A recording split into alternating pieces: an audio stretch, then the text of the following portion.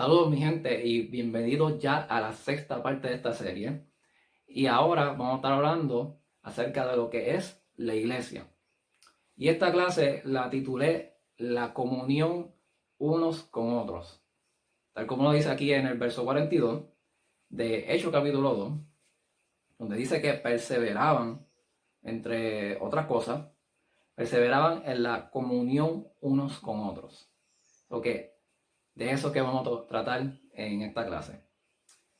Pues vamos a estar hablando también acerca de lo que significa la iglesia y en esta clase no voy a entrar en lo que son las denominaciones, las religiones y todas esas cosas, sino que me voy a ir a lo esencial y a lo básico, tal como lo vivieron los primeros discípulos de Hechos capítulo 2, luego de que se convirtieron. So que vamos a entrar en lo que es definiciones. ¿Qué es iglesia? Lo que vemos por tradición, lo que significa iglesia, esto es lo que comúnmente la gente ve lo que es iglesia.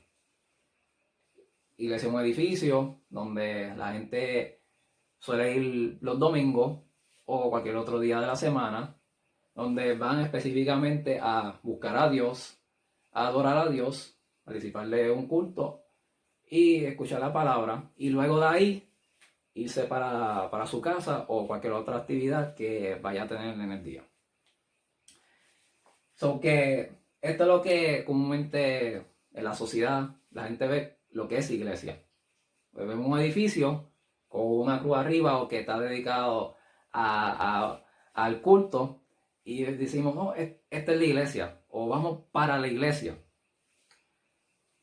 Cuando en el libro Hechos y realmente en todo el Nuevo Testamento, nunca la gente dijeron, vamos a ir para la iglesia, sino que decían que somos la iglesia o que eran parte de la iglesia. So que primero lo que voy a explicar es esto. La iglesia no es un edificio. La iglesia no es un edificio. Como lo va a ver, ¿verdad? Explicado, o mejor dicho, vivido por los primeros discípulos. La iglesia no es un edificio, ni es una organización, ni es una institución. La palabra iglesia viene de una palabra griega que se llama eclesía. Suena igual. Eclesía. Y eclesía significa literalmente asamblea. La palabra iglesia literalmente significa una asamblea. Una asamblea de ciudadanos. So que cuando la Biblia habla de iglesia, se refiere a las personas. Y específicamente se refiere al grupo de personas que sigue a Jesucristo como sus discípulos. Nunca se refiere a un edificio, porque la misma palabra no significa edificio. Asamblea no significa edificio. Asamblea es el cuerpo de ciudadanos que se reúne, que puede ser en un edificio como puede ser en cualquier otro lugar, como puede ser al aire libre, pero eso son las personas que componen ese grupo. Eso es la iglesia, eso es la asamblea. Ahora, esta mentalidad de que la iglesia es un edificio, pues ha traído como que una serie de consecuencias al estilo de vida del cristiano. So que como se ve el panorama o el estilo de vida de ser cristiano, es que tú eres una persona que vas a una iglesia, que vas a un templo y haces tu servicio religioso y luego vas a tu casa y de las cuatro paredes en adelante, pues no se ve o no vives tu vida cristiana. So que Dios de alguna manera está encerrado en las cuatro paredes, cuando Dios no está limitado a cuatro paredes.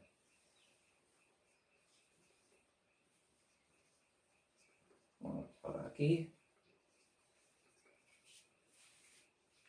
So que la mentalidad es que yo voy para la iglesia a buscar a Dios. Cuando una vez que tú te conviertes, una vez que te arrepientes y te bautizas en Jesucristo, eres parte de la iglesia. Tú eres parte de la iglesia, tú no vas para la iglesia.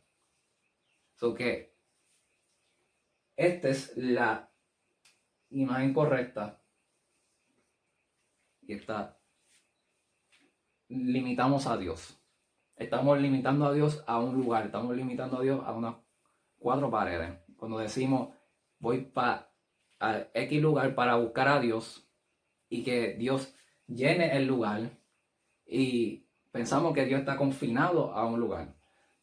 Y digo consciente o inconscientemente, porque son tradiciones que nosotros arrastramos de alguna manera. So que Dios no está encerrado en cuatro paredes. Dios no viene a llenar un lugar físico, Dios viene a llenar personas con su Espíritu Santo. So que nosotros somos ese templo. Porque el Señor está con nosotros, el Señor está en nosotros. El Señor está con y en nosotros. Y hay un verso sencillo en la palabra que lo respalda. Donde dice que en Mateo 18, verso 20, Jesús dijo, porque donde dos o tres se reúnen en mi nombre, allí estoy yo en medio de ellos. ¿Sabes? Jesús solamente dijo que solamente bastan dos o tres para que Él mismo se manifieste y Él mismo esté en medio de ese grupo. Dos o tres. So que puede ser multitudes de discípulos, como puede ser dos o tres, el Señor se manifiesta de igual manera. So que la reunión puede ser de dos o tres, como puede ser de 20, como puede ser de 100, como puede ser de 10,000. Después que sean creyentes que se reúnen en el nombre del Señor Jesús, el Señor se manifiesta ahí. No importando el lugar. So que el Señor realmente está, más bien, por decirlo así de esa manera, confinado a nosotros. No confinado a un lugar, sino confinado a nosotros. Por eso le envió al Espíritu Santo para que viniera a morar en nosotros. Y como dice en otras partes de la Biblia, nosotros somos el cuerpo de Cristo. La iglesia no es una organización, la iglesia es un cuerpo y es el cuerpo de Cristo. Y Cristo viene siendo la cabeza de la iglesia. Somos las manos y los pies de Jesucristo. Es como si Jesucristo está en la tierra ahora mismo. Es eso mismo. Jesucristo cuando hace 2000 años atrás no ministraba, estaba en un solo lugar. Un solo lugar. Ahora está en muchos lugares, en todos lugares donde nosotros estamos. Amén. Porque el Señor está con nosotros y el Señor está en nosotros. El Señor no está confinado a un lugar físico. Y la otra consecuencia de la mentalidad de lugar o de edificio, que es lo que asociamos con iglesia, es que también la vida cristiana está restringida.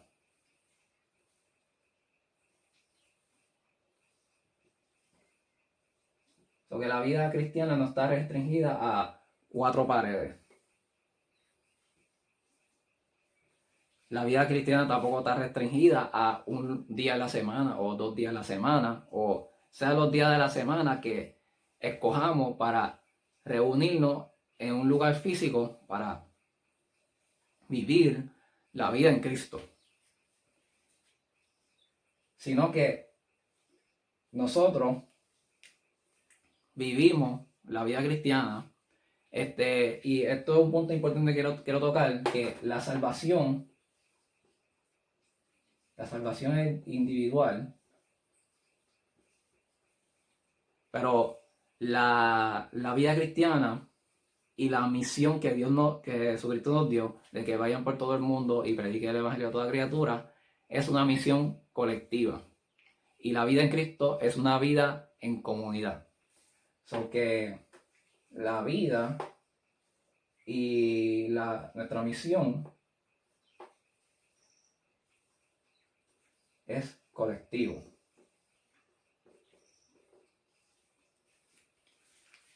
La salvación es individual. Nuestra decisión de seguir a Jesús no depende de nadie. No depende del otro hermano, no depende del pastor, no depende del líder. Depende de nuestra propia decisión, de nuestra propia fe. Nosotros seguimos a Jesús. Ahora, la misión que Jesús encomendó, lo que conocemos como la Gran Comisión, eso está dicho a la iglesia. Jesús lo dijo no a personas particulares, sino que es algo que tenemos que cumplir colectivamente. Porque dentro del grupo, dentro del cuerpo, pues vemos diferentes miembros y vemos diferentes funciones. La mano no hace la misma función que el pie. Los ojos no hacen la misma función que la oreja. Los ojos están hechos para ver, la oreja está hecha para escuchar. Y la misma comparación la hacemos con el cuerpo de Cristo. Y también está dicho en la palabra que tenemos diferentes dones y diferentes funciones para cumplir con una sola misión, que es predicar el evangelio y hacer discípulos. So que resumiendo esta parte, de lo que es tener una correcta definición y una correcta visión de lo que significa iglesia. Iglesia no es un edificio. Dios no está confinado en cuatro paredes y nuestra vida cristiana no está confinada en cuatro paredes, sino que iglesia significa asamblea, que es un cuerpo de un grupo de ciudadanos. Nosotros somos ciudadanos del reino de Dios y somos el cuerpo de Cristo. El Señor realmente está con nosotros y está en nosotros. No importa si nos reunimos en un lugar específico o estamos en cualquier otro lugar. Después que nos reunamos en su nombre, el Señor está con nosotros, el Señor está en nosotros. Y, ¿verdad? Debemos de compartir esa vida cristiana unos con otros. Y ahora esa parte es lo que vamos a tocar. De lo que es tener comunión unos con otros. Tener comunión unos con otros, ¿verdad? Es, como había explicado en la parte de la oración, cuando había dicho que el propósito principal de la oración es tener comunión con Dios, que incluye comunicación, pero va más allá, es compartir compartir ideas, compartir sueños, compartir visión, compartir atributos, características, como, ¿verdad? Por ejemplo, la santidad de Dios. Cuando nosotros tenemos comunión con Dios, compartimos, Dios comparte con nosotros su santidad. Nosotros compartimos con Dios nuestro corazón y es como ese intercambio, ¿verdad? So que a través de Jesucristo podemos tener comunión con Dios, pero, ¿verdad? Velo de esta manera, es como la cruz.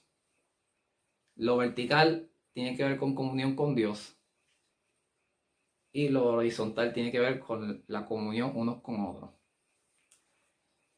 A través de Jesucristo, Dios ha derribado barreras de culturas, barreras de raza, barreras de si es hombre o si es mujer. Ha derribado todas esas barreras para que podamos estar unidos en Cristo.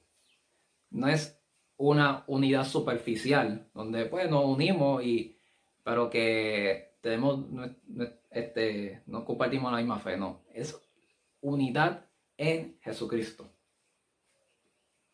Ok. Vamos a ver cómo se dio esta comunión. Siguiendo del verso 43 en adelante, ahí donde vemos cómo ellos fueron, ¿verdad?, llevando esa vida. Dice el verso 43 de Hechos capítulo 2. Y sobrevino temor a toda persona, y muchas maravillas y señales eran hechas por los apóstoles. Todos los que habían creído estaban juntos y tenían todas las cosas en común. Y vendían sus propiedades y sus bienes y los repartían a todos según la necesidad de cada uno. Y perseverando unánimes cada día en el templo y partiendo el pan en las casas, comían juntos con alegría y sencillez de corazón, alabando a Dios y teniendo el favor con todo el pueblo. Y el Señor añadía cada día a la iglesia los que habían de ser salvos. Fíjate, note la última oración, que el Señor añadía a la iglesia los que habían de ser salvos. So que vemos que el Señor activamente trae personas a la iglesia, no al edificio, sino a ser parte del cuerpo.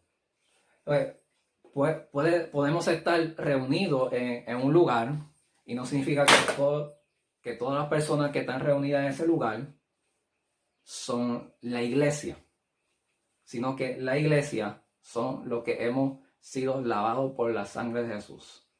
No me acuerdo en qué parte lo dice ahora mismo, creo que en 2 Timoteo, donde dice que Dios conoce a los suyos y que se aparte de iniquidad todo aquel que invoque en el nombre de Cristo. So que esa parte es muy importante. Dios sabe y reconoce quiénes son los que son suyos verdaderamente, y los que somos suyos vivimos un estilo de vida que va acorde a la palabra de Dios. Ok, so que voy a resumir un poco lo que había leído del verso 43 al verso 47 de Hechos capítulo 2. Y vemos que inmediatamente, fíjate, en el verso 42 decía que se mantenían firmes en la comunión unos con otros y en el partimiento del pan. Dice también que comían, disculpen, recoger esto del piso. Dice que comían juntos con alegría y sencillez de corazón. Esta parte de que comían juntos, bueno, por aquí. Wow, esta parte es sumamente importante de lo que es ser iglesia. Ni tan siquiera estoy entrando en la parte de orar juntos, de leer la Biblia juntos.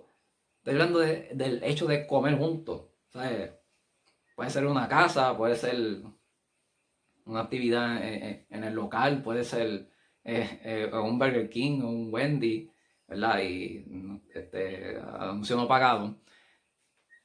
Puede ser un restaurante, puede ser un fast food.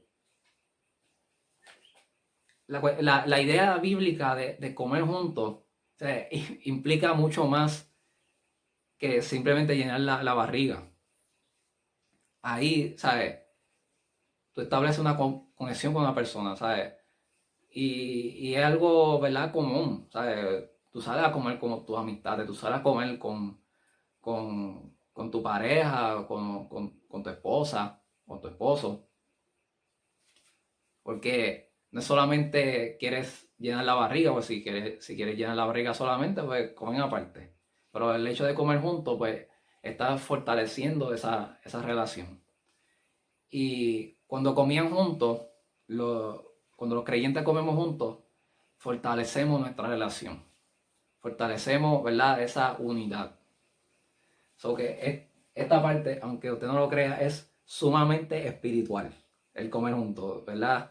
Puede ser cualquier menú, pero el hecho de comer juntos en una mesa, pues, es algo bien espiritual y fortalece la unidad bien fuerte. Y el partimiento del pan, eso ya también ahí incluye lo que es la cena del Señor. Otra parte que era que oraban juntos. Oraban juntos. ¿Sabes? La cuestión aquí es que si nos enfocamos en de que comemos juntos solamente y se trata de reunirnos para vernos las caras y hablar y charlar, ¿verdad? Puede la situación convertirse como un club social, cuando la iglesia no es un club social. Somos un cuerpo y tenemos un propósito dado por nuestro Señor. Y además de fortalecer nuestra unidad unos con otros, también tenemos el propósito de buscar a Dios, de seguir a Jesucristo. Y esa parte de orar juntos es importante, ¿verdad? Oramos en los secretos, pero también los primeros discípulos oraban juntos. Los veía orando en el templo, los veía orando en las casas juntos, los veía, ¿verdad?, saliendo del patio o al lado del río, varios lugares. Pero la cuestión es que se reunían con el propósito de orar. Y eso es algo que también fortalece la unidad. Estas dos partes. No puedes quitar una, ¿verdad? Una no sustituye a la otra. Las dos son importantes. Adoraban a Dios juntos, ¿verdad? Cantaban canciones, cantaban himnos juntos también. Había señales y prodigios, ¿verdad? Esto es lo que, una de las cosas de que distingue la iglesia de un mero club social es que Dios está presente y que se manifiesta en señales y prodigios. Hay señales, hay milagros. O sea que no solamente estamos reunidos para cantar 4 o 5 canciones, sino que tenemos que tener la expectativa de que hay gente que necesita el Espíritu Santo. Hay gente que necesita sanidad. Hay gente que necesita liberación, ¿verdad? Y nosotros estamos para ahí, para eso. ¿Por qué? Porque somos las manos y los pies de Cristo. Otra cosa que había generosidad. Generosidad. La generosidad de lo que leímos ahí era tan violenta que ellos vendían sus casas y sus propiedades para que otras personas, para cubrir las necesidades de otras personas, ¿verdad? De los más pobres de su propia iglesia. O sea, no tenían que salir lejos a buscar lo que están vagabundos, y eso está muy bien. Pero quizás hay gente que dentro de los que conocemos también está pasando necesidad. También necesita que se les cubra sus necesidades, valga la redundancia, necesidades económicas. Y la gracia de Dios puede fluir a través de nosotros. Y nosotros podemos dar sin temor a la escasez. Y Dios va a seguir proveyendo a nosotros y usando a nosotros para cubrir las necesidades de otros. Y era tanta esa gracia de que ninguno de ellos consideraba sus posesiones suyas propias, sino que las compartían también unos con otros. La enseñanza.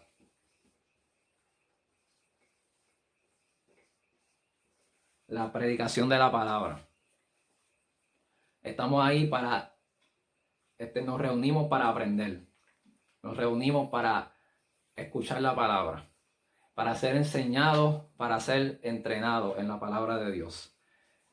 Como decía en el verso 42, que se mantenían firmes en la enseñanza de los apóstoles. Se mantenían firmes en lo que es la enseñanza bíblica.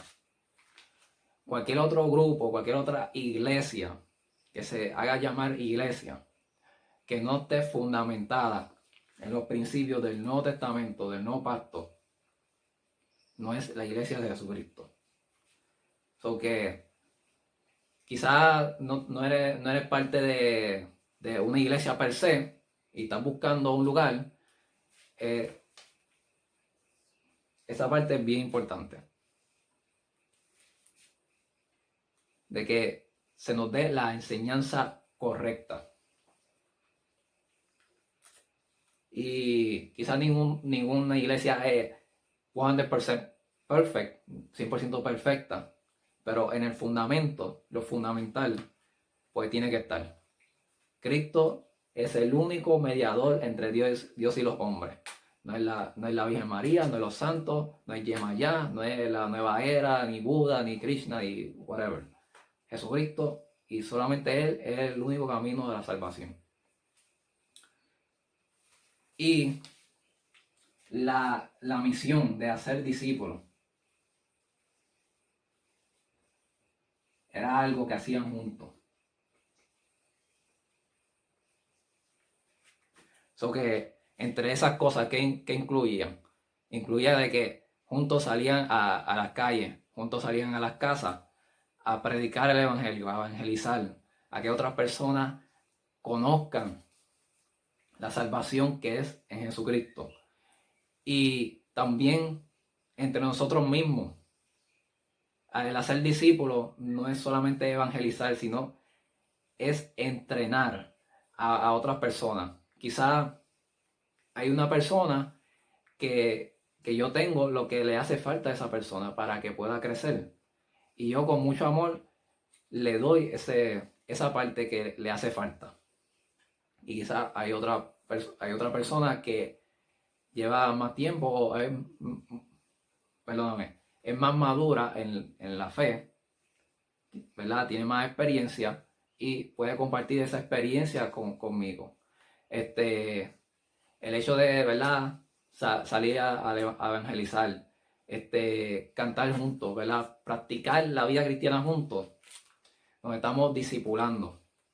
Discipulado, no es lo que yo estoy haciendo ahora mismo.